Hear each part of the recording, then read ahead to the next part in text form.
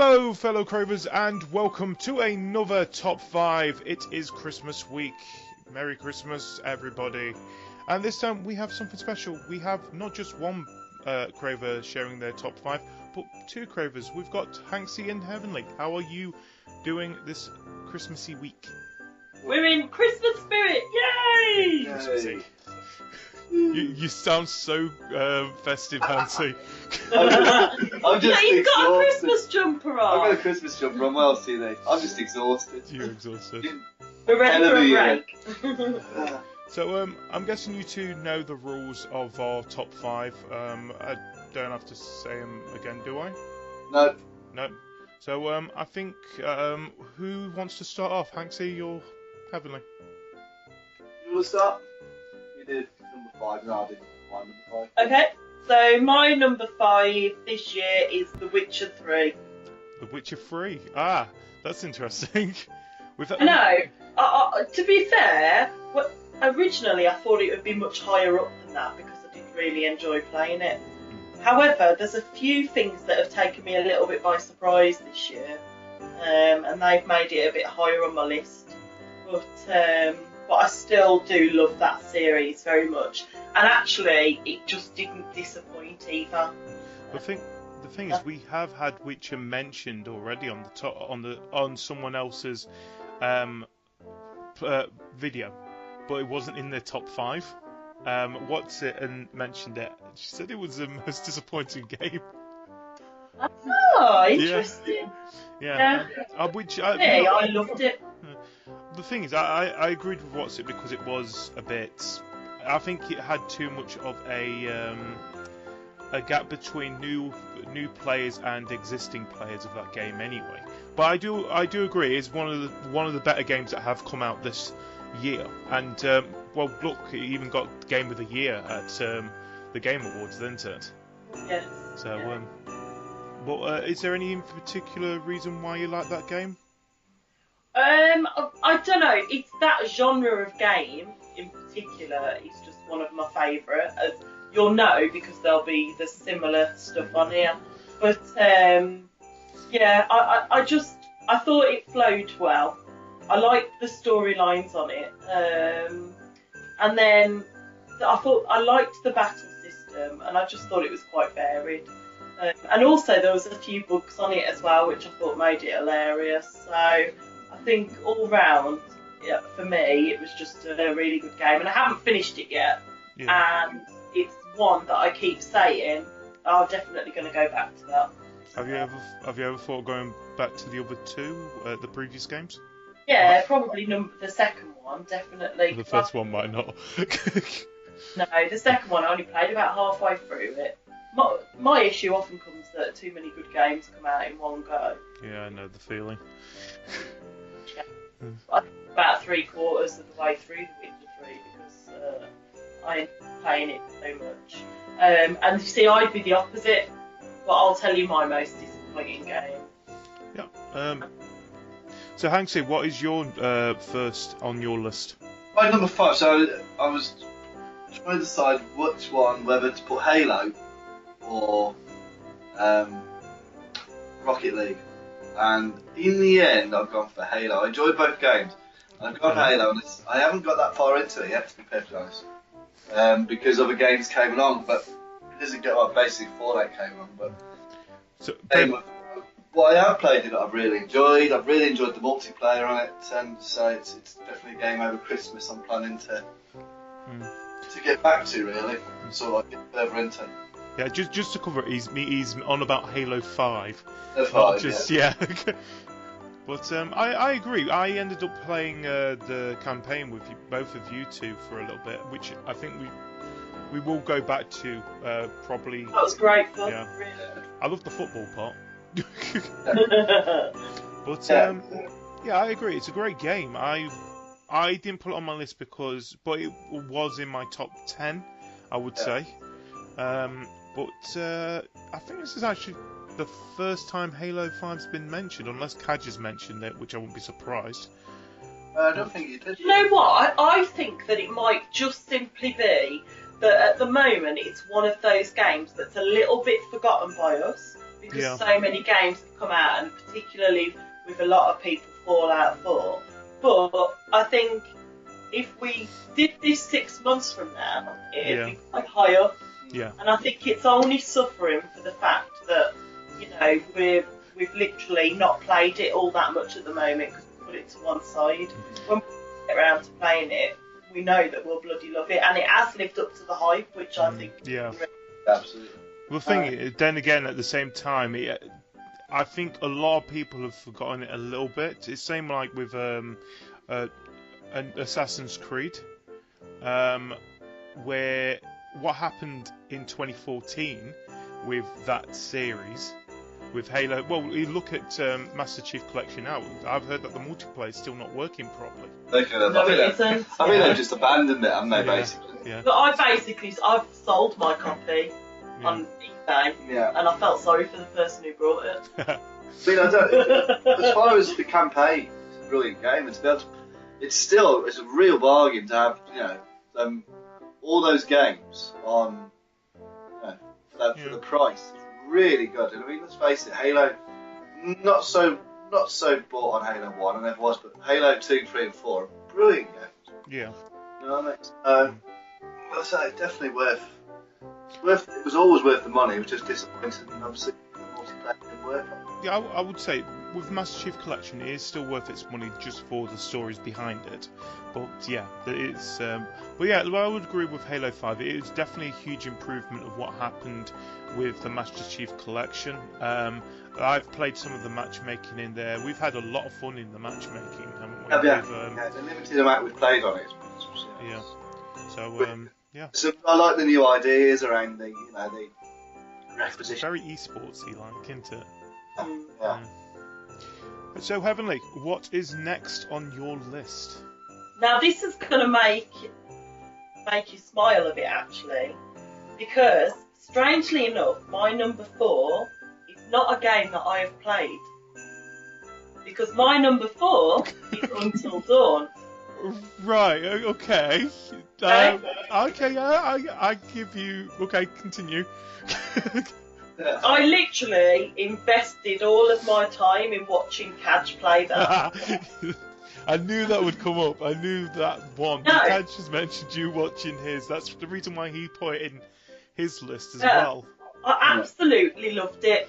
And even though I didn't play it, I felt like I was playing it with him, because I was like, he would ask me, do you know what I mean, and say, Yeah. what do you think I should pick, and everything like that. And I genuinely felt like I was watching an interactive movie. And that's the reason why I've put it down as one of my most favourite games, because it was one of my most favourite experiences of the year. I've absolutely enjoyed that. And I think had I have been playing it, I'd have enjoyed it as much as what I was watching it. Yeah. But the only reason I didn't get it was simply because at the time I was skint and I couldn't justify buying it. But now when it comes down in price, I'll be straight on that. Well, it's like what me and Kaj was speaking in one of the podcasts. Heavy Rain is supposed to be coming out beginning of next year as well. Now, I know I've told Kaj that this is definitely a game that he will highly enjoy, especially how much he enjoyed Until Dawn. So, would you think of getting that game as well? Absolutely. I would now. Yeah. I mean, I was always excited about Until Dawn coming out because I'd seen some trailers and everything like that. But I was a bit nervous about how it was going to work, and go forward. And also, that we've got that whole thing now where they're making game characters look more like celebrities. Yeah. I was like, well, is it too much into that?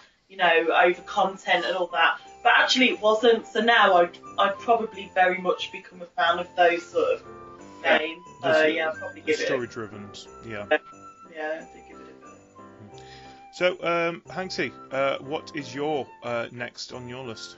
My number 4, we've already talked about because it was Heavenly's number 5, it's The Witcher 3. That's my number 4. We could talk a little bit more about it if you want. But I think it's all been said, really. So it's another. The issue I've got when I was going through my top 5 games is the fact that I haven't finished anything this year. Well, to be and honest, it's, you have been. there isn't a you have single been really game. good to this year. There's not a single game. I mean, I did finish one thing this year, which was writing my PhD, which probably explains why Yeah. I haven't finished it. Because there's not a single game on my top 5 that I've actually finished. There's one that I'm very close to, but again, something else came out and I stopped. But so, again, it's a game I really enjoyed. It was at the time I invested quite a bit of time, as much time as I could at the time into it.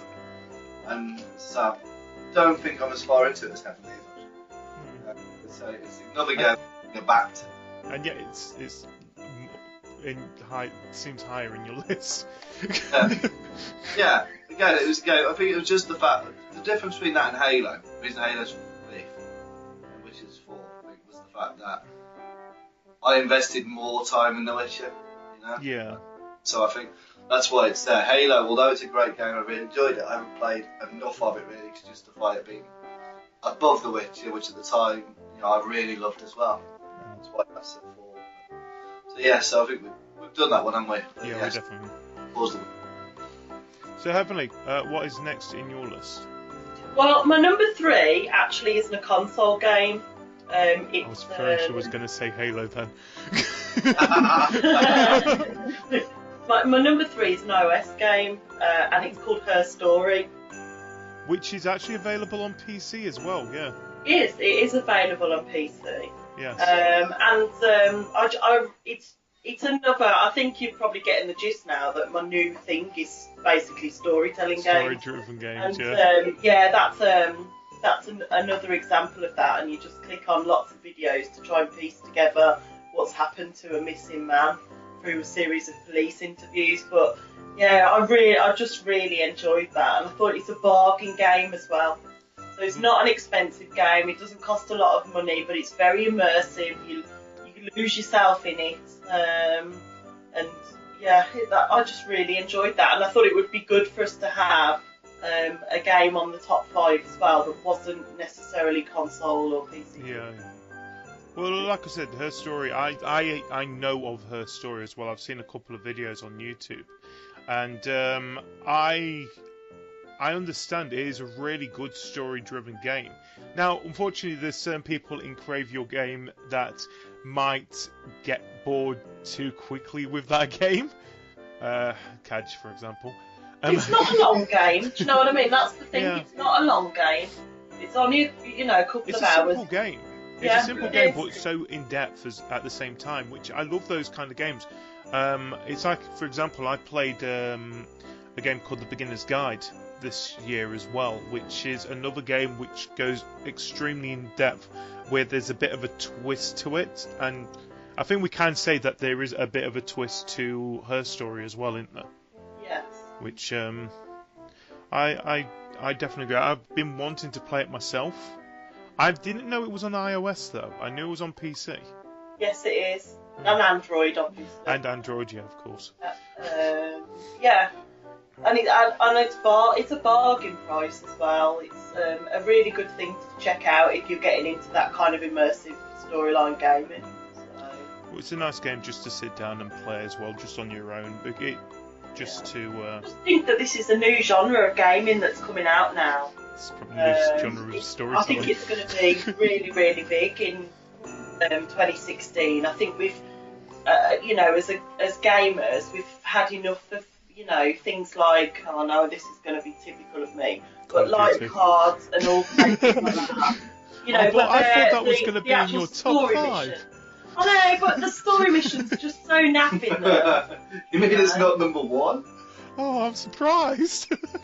I think it sort of makes sense when you think it seems to be the next sort of like the next step forward in sort of we've been used to Telltale, haven't we now, for a few years, Yeah. where it is story driven, but you're still very much confined to the story. Yeah. This on the podcast before, Yeah. where you can make choices, but at the end of the day, at the end of each episode, the ending is fixed, isn't it? You know what I mean? With Telltale. Yeah. So you make different decisions within which make that episode different, but the end of the episode is always the same.